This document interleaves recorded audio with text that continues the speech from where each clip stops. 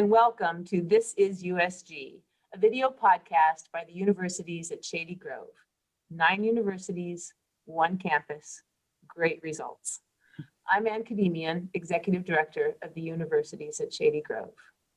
We're all familiar with the concept of a board of directors, a group of accomplished individuals with relationships to an organization or an institution and a stake in the success of that organization. But the Board of Advisors at the universities at Shady Grove takes that role and responsibility to a new level of dedication, commitment, and passion for the USG mission. Historically and today, the USG Board of Advisors has been central to advancing the important mission of USG in so many ways: advocacy, industry partnerships, leadership guidance, support for student success initiatives such as mentoring and career placement, philanthropy in support of USG scholarship funds, and so much more. Today, we have as our guests 3 remarkable individuals who serve on the USG board. Shirley Brandman is chair of the USG Board of Advisors. She's a former member of the Montgomery County Board of Education. Shirley, welcome. Thank you. Beverly is a vice chair of the Board of Advisors and former president and CEO of Social and Scientific Systems. Welcome, Kevin. Thank you. And Roya Mohadjer is a Board of Advisors member and the Director of Business Development at Batil. Welcome, Roya. Thank you. So thank you all so much for joining me tonight. I'm going to ask you all to take some time to do a little bit more self-introduction, particularly reflecting on your relationship to the Board of Advisors, kind of how you found yourself coming to the Board of Advisors. Shirley, let's start with you. Well, thank you, Anne. Well, you've already graciously mentioned that I had the honor of serving on the Montgomery County Board of Education. So I was an elected member of the board for 2 terms. And I think it was actually during that time, which was between 2006, 2014, that we began having meetings among the Board of Education of the school system, MCPS, the Board of Trustees at Montgomery College, and the Board of Advisors at Shady Grove, which is how I first came to know about Shady Grove, and really understanding that in Montgomery County, we are very dedicated to a full pathway for our students. So the students who come in through our K-12 system, having them know about the tremendous opportunity at our community college, and then the crowning opportunity at Shady Grove for them to get their baccalaureate. So as one of the educational institutions of the county, it came to my attention. And I will say also that I've had the good fortune to be involved in some of the nonprofit work in the county. And I work with Identity Inc. that serves Latino youth and their families. And USG really is at the heart of serving such a diverse community. And so many of our students reflect the diversity of Montgomery County. And so I was very attracted also to continuing service here, to continue the equity commitment to the diverse community in Montgomery County. That's so interesting. You know, I think that's one of the, one of the things that shines about this Board of Advisors is the way people think about this, their role in terms of this broader ecosystem of connectivity and responsibility. So thank you, Shirley. That's terrific. Kevin, why don't you tell us a little bit about yourself and your connection to the board? Oh, sure. I can't even remember how long I've been on the board, but my introduction, I think, came when Stu had approached me about becoming a member of the board. At the time, I was president of Social and Scientific Systems. At the time, I had actually ascended to the CEO role. But one of the things that had always been important to me was something that Shirley just mentioned, pathways. And I've been involved with a college access and success program within the county called College Tracks that I was looking for opportunities to make sure we were focusing our energies on getting our kids into these platforms like USG, Montgomery College. And I really didn't know what USG was when I was first introduced to it. It's like the best kept secret in Montgomery County. But once I understood what it was, it became so clear the opportunities that presented for the children that we were trying to provide access to. And USG was just a wonderful platform. As you said earlier, 9 universities, 1 campus, great results. It doesn't get much better than that. Yeah, that's great. As you say, best kept secret. The Board of Advisors and all of us are working hard to change that, right? So, Yes. thank you, Kevin. Roya, why don't you tell us a little bit more about yourself and your connection to the board? Yeah, absolutely. So I'll start with my first connection to the board, which is I am a product of USG. Having gotten my Master's of Business Administration from the Robert H. Smith School of Business at the University of Maryland. And so at the time, it was still the best kept secret, because as a student, you're working full time, going to school part time, and you're like, goodness, this is a convenient location to get my master's degree. The same exact quality, if not better, because the classroom sizes were smaller. So we got a lot more one-on-one time with the professors. We got a lot more time with each other in the cohort. So that was my first exposure to USG, and I loved it. Very proud to have, experienced the campus life. But in addition to that, at the time I joined the board, I was actually working at Lockheed Martin and responsible for our STEM philanthropic mission. And the reason being that companies like Lockheed Martin and many others that we know understand the value of the pathway and understand the value of the local institutions driving economic development. And so my joining of the board came through that. I had the bonus passion of saying, hey, I've been here before. And I know this campus, and now I get to help it thrive even more. But yeah, I got lucky enough to stay on for the last several years. And really, I think my connection is still through passion, right? Everybody who's on the board believes in USG, and we believe in the students and really want to support them. So as you can tell, I'm very enthusiastic. What a great personal story of being a student here and now being a leader and advocate for the campus as well. So thank you so much, Roya. Shirley, maybe you could tell us a little bit of background on the board. For the listeners, a little bit of context. What is the Board of Advisors at Shady Grove, and what are some of its responsibilities? And maybe a little bit about why it was created in the first place. So we are a board of advisors. We do not have the fiduciary obligation, but we are deeply committed to the well-being of the institution. And as Roya said, deeply committed to the success of the students who are here. So the vision of the Board of Advisors that's constituted like ours is that we really are the connective tissue to Montgomery County.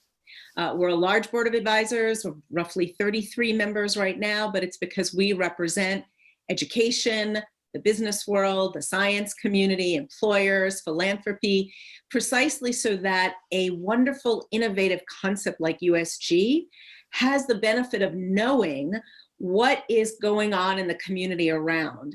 So, Roya talked about the connection between the programs at USG, training our future workforce, getting people ready for opportunity, and how do you know what's coming down the road, and how do you know what's needed? You really want to be deeply rooted in the community you sit in. So the Board of Advisors was an effort to bring together folks to connect us to industry, to help us bring together diverse voices and truthfully influential voices, so that while we continue to struggle with making sure more people know about USG, when we as a Board of Advisors go to speak to our county executive, to our county council, to our representatives in Annapolis, we bring the credibility from our past experience, from the work that we do, from our role in the county to say this is valuable. It's valuable to us as formal and informal leaders in the county. We see that direct connection to the future thriving at the economic level of Montgomery County by investing in USG.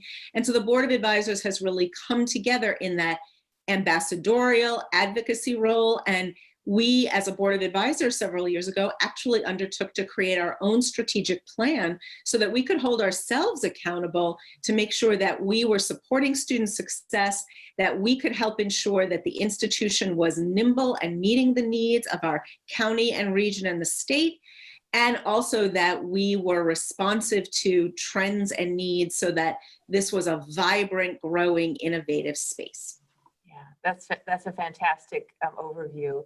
And you captured the energy that is such a part of this Board of Advisors and the connectivity to the broader community. So thank you, Shirley. That was really helpful. Kevin, maybe you could share with us a little bit. Shirley mentioned that there's a strategic plan. The Board of Advisors has its own strategic plan to keep in alignment. focused on what the board's mission is and role is vis-a-vis USG. Are there particular initiatives that the board has pursued that stand out for you, or projects or goals that stand out for you during your time on the Board of Advisors that you could share with us? Well, I'll share a couple. One that we've been engaged with the university, with the community college, Montgomery College, and with the school system around ACES, which is one of the initiatives that your predecessor had brought into being, and we continue to pursue. More recently, we've got an entrepreneurial program that is also very exciting as we think about young people in our cohort here, because what we have at USG, we do have a special population. A lot of these children and scholars who would not necessarily be in college if not for the fact that USG existed here. And access to opportunities that are engaged in starting new businesses that entrepreneurs do, they don't have access to. And I think that's a wonderful thing. So selfishly, I was listening to Shirley talk about what goes on here, and I've as an employer, have spent a fair amount of time trying to understand all of the different degrees that are offered here, and have been the beneficiary of a lot of the talents that have come out of here. Roya, for one, spent time in social and scientific systems and was a great addition to our staff when she worked for us. And I've had several, we're a public health company at the time, and I hired probably 10 to 12 public health grads out of the College Park program and others out of UMBC. So it's been a great source of scholars and employees for me. So the strategy that I think that USG has had over time really has been one of success for the types of students that we really do attract here. That's great. That's terrific. Roya, I know you've been involved in the Next Gen Committee on the board, and maybe you could talk a little bit about the role of that committee on the board, and maybe this, some of the initiatives or the work that you've been focused on in particular most recently. Yeah, absolutely. It's been really exciting to be on the Next Gen Committee because we get to have the honor of pulling all of the priorities of the BOA's strategic plan together and executing what we believe to be the priorities for, the 1 to 5 year timeline. And in doing that, I hate to repeat what Shirley said, but I also love to because it applies. We really feel like we're the connective tissue in terms of thinking about how can the BOA via the Next Gen Committee bring together the different stakeholders in the community to think about what do we need USG to be in the future, and how does that cater to the economy? How does it cater to, what our representatives are trying to achieve in Annapolis? How does it cater to the next research generation for, our local government sites like NIST, like NIH, like FDA? There are many that are down the road from USG. And so what we want to make sure is that our students get a chance to be part of that ecosystem.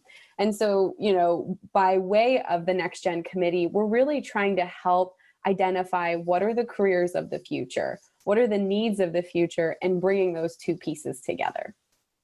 That's great. Thank you so much. Sure. Shirley, as chair, you spearheaded so many different initiatives for the board. You're testifying, before delegations and really being an amazing advocate. But you've also led a really important initiative in the last couple of months during this time of the COVID pandemic around the emergency fund. You want to share with us a little bit about that effort and what it means to you? Sure. So I think all of us as members of the board would say that one thing that's really unique about USG is that we really do strive every day to make sure that the students are at the center of everything that we do. And I think our student support services in normal times is exemplary. And we've got the graduation rates to prove that we know how to support our students to success. But when the pandemic hit, we also know that our students come from and represent the communities hardest hit by COVID, They live in the communities where the infection rates were the highest. Many of them, like others in our economy, were first to lose their jobs, sometimes because they were working on our campuses that shuttered, sometimes because they were working in industries that were just devastated by COVID. We know that at USG, we have a lot of students who candidly are hungry. And we had been providing, a food pantry on site that grew and grew because there was need from our students. And so when the campus shuttered, when students lost job opportunities, when they were going home to communities that were being really hard hit, when their own food insecurity was raging, we knew that we had to step up. It was just part of the ethic and the ethos. And so we started an emergency assistance fund. We reached out first to current and frankly former members of the Board of Advisors, because these are some of the formal and informal leaders who know our students and the need the best. But we were deeply aided also by the larger community. We had Business Against Hunger come up and step up and be one of our first grantors to meet the need. And we set ourselves a goal that we are getting very close to, I'm proud to announce, of $150,000 that would be given out to students as cards that they could translate into food, so Target gift cards, assistance to sometimes meet the tuition because we didn't want students dropping out because they were a little bit farther from their tuition goal, the support for access to the internet. We had students who lost access. In fact, we, as you know, have turned our garages into internet hotspots so that we can have students come in. So it is just, to me, emblematic of the USG community coming together and saying, with students at the center, their needs have changed, but we are with them and we need to let them know by stepping it up. Yeah, it's been a tremendous success, the emergency fund, and I know you're continuing to raise money and to support our students in through the next semester as well. So thank you so much. I wonder if each of you could reflect a little bit on what you see as some of USG's challenges as well as opportunities right on the horizon. Shirley mentioned the pandemic. We're all just living and breathing this right now. Our students feel it so intensely and so personally and directly. It's impacted everybody's budgets. It's impacted everybody's life in so many different ways. So USG is facing a number of challenges in that regard, but we're also facing some opportunities and possibilities. And Kevin, I wonder if you could share what you see in terms of immediate challenges and immediate opportunities as well. Well, you've hit on the big one. The pandemic has changed the whole landscape in not only Montgomery County, but the world. And I think the response that the college has had has been wonderful. Shirley pointed to all of the philanthropy and goodwill that has come from the community as we try to address the needs of the students that we have here. And challenges are always an interesting way. Never let them go to waste, because I think there's an opportunity here to be a leader. And I think what we have demonstrated here at USG, that we are leaders. We are looking at how education is going to be performed in the future here. As Roya spoke to in our next gen, these are opportunities for us to look at all the resources that we have, how we're doing things, and really focus in on the best practices and promising practices that we're able to deliver on for the students that we have here. I think the real opportunities are, one, we've got new leadership that I think is great up and down and throughout the system, not only here at USG, but at our chancellor's office. Our opportunities to bring the new building that we opened in the fall online and really put it to use for the students in our community and other communities, because I think we're going to see Frederick County become a little more active in our orbit, just because we're going to have offerings that are going to be attractive in that environment. So I think I think there are more opportunities than there are challenges. We will get through this pandemic, and we will be better as an organization because of how we have weathered it so far. That's fantastic. Thanks, Kevin. Roya, what about you? What do you see as some opportunities and challenges? Sure. I think it's a great question. I think that any institution has to deal with relevance in the modern day, right? The next generation of students who learn differently.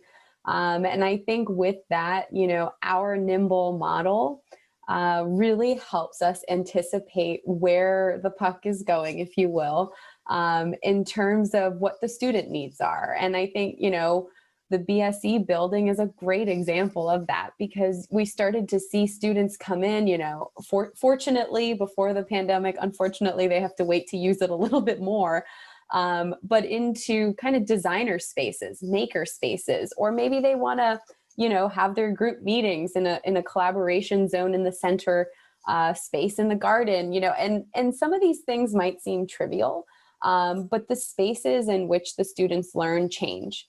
And the fact that we've been able to meet that change has been, I think, instrumental in making us stay relevant.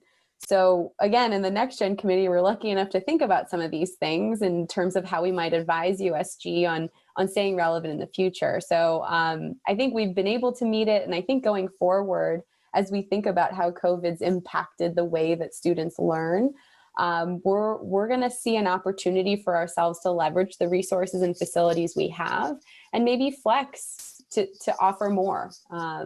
So I'm excited. That's great. That's so insightful. Thank you, Roya. Sure. Shirley, what about you? What do you see as some of the immediate opportunities and challenges? Well, so it's interesting because I think that the other side of the coin on the pandemic is that we all have begun to see the critical importance of the biomedical sciences in our lives. If we weren't aware before of how deeply rooted all our personal, community, economic existence was, it has become clear. And I think USG is so well positioned, frankly, physically, geographically, as Roya was saying earlier, but also poised in terms of some of our partnerships and degree programs to really launch our students into what is going to be an incredibly critical area for us as a country and as a world going forward. And I think the fact that we have these pathways with our educational partners means that we can get ahead of knowing that students need to start being ready in high school if they are going to meet the challenges of the scientific careers of the future. So we can take advantage of that pathway we have started to lay down and seize it as an opportunity to really grow the student body that will grow the scientific workforce. I think the challenge is that higher ed needs to learn how to be more responsive more quickly. Being able to, as Roya said, you can see where the puck is going, but how quickly can you turn around to be able to meet it? And how creative are you? Understanding that learners will be different. In terms of place-based, learners may be different. The pandemic has changed our ideas about where we need to be to learn and to study, and what impact will that have. I think USG is poised to take advantage of opportunities, but we also need to see the challenges of understanding that learners will want to come and go. They may want credentials along the way as they're working to their baccalaureate.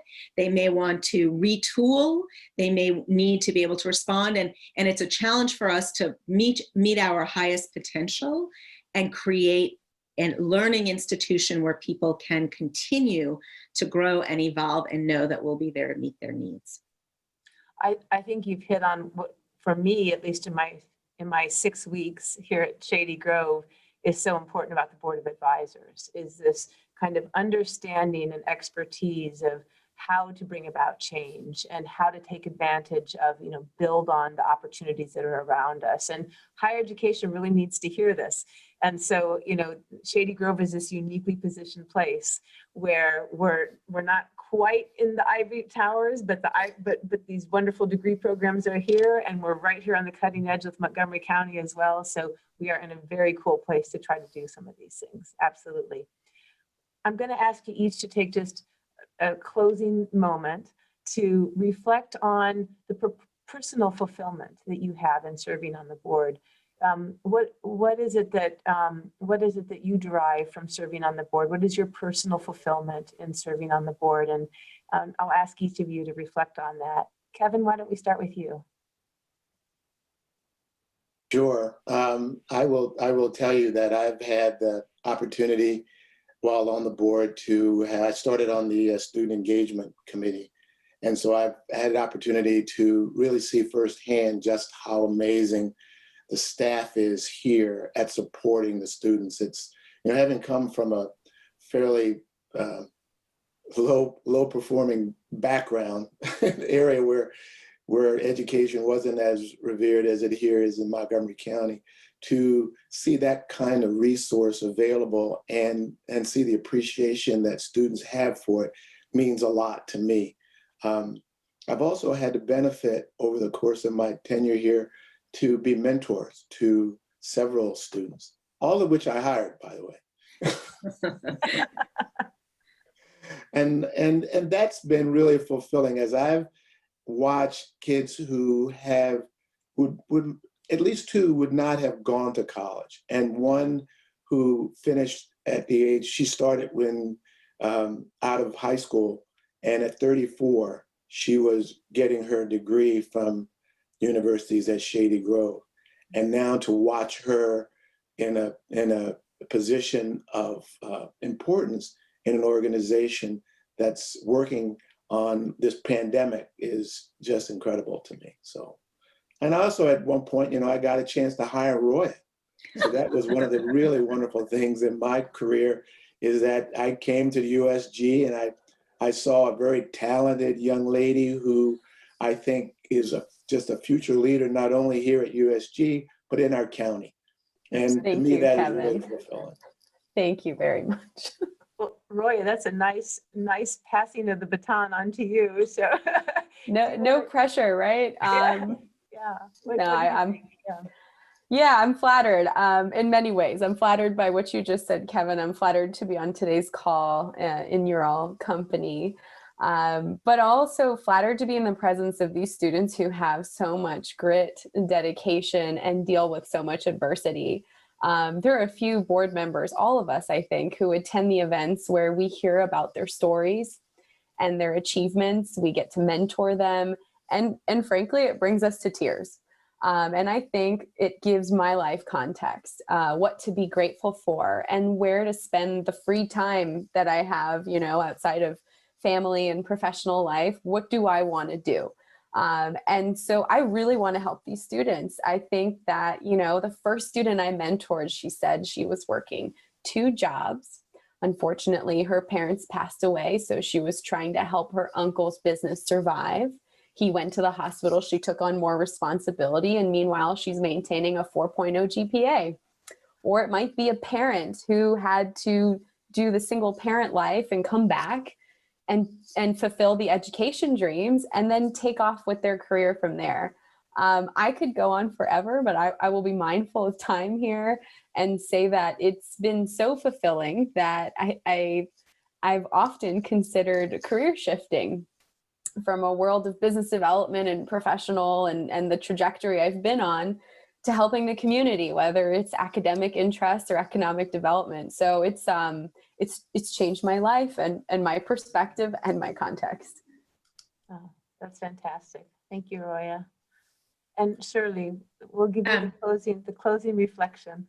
Thank you. Well, I think I should start with ditto, because it is obviously the mentoring and the students, but I think when you're on the board at Shady Grove, you are inspired constantly by that story that we tell of our country, which is the transformation of one generation through educational opportunity, right? So many of the students who speak at our scholarship luncheons, at our end of year celebrations, are just sort of talking about how they were first in their families came to this country looking for opportunity, but the move, it's as Justice Ginsburg used to say, what is the difference between somebody who is, serving cleaning houses and a Supreme Court justice? And the answer is a generation. And USG really is that opportunity for all of our students, and it inspires me all the time.